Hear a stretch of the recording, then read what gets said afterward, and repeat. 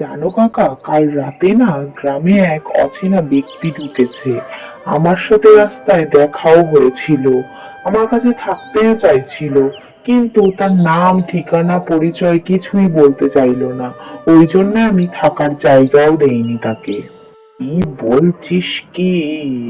একটা অচেনা ব্যক্তি গ্রামের মধ্যে ঢুকে পড়লো আর আমরা কেউ জানতেও পারলাম না?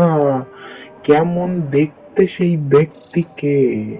দেখে তো ভালো ভদ্রগোছেরই মনে হলো। একটা নীল রঙের পাঞ্জাবি পরা ছিল, চোখে আবার চশমাও ছিল, কথাবার্তাও খুব ভালোভাবেই বলছিল।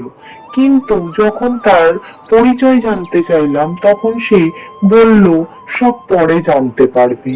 কি যে বলে কিছুই বুঝতে পারলাম না। তাহলে তুই তো কাল রাত্রে তাকে থাকতে দিলি না, সে রাতটা কাটালো কোথায়? সেটা আমি কি করে বলবো? আমি তো সেখান থেকে চলে গেলাম, সে এখন রাত কাটালো কোথায় সেটা তো আমি জানি না। না না, এটা কিন্তু তোর খুব অন্যায় হয়েছে।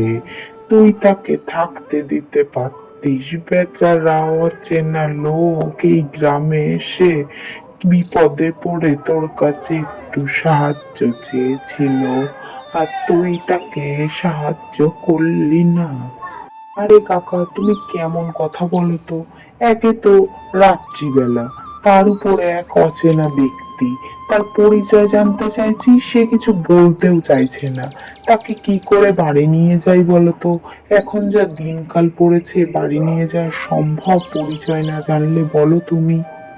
সেটা অবশ্য তুই ঠিক কথা বলেছিস, কিন্তু তুই চেহারার যা বর্ণনা দিচ্ছিস আমার তো একটু চেনা চেনাও লাগছে।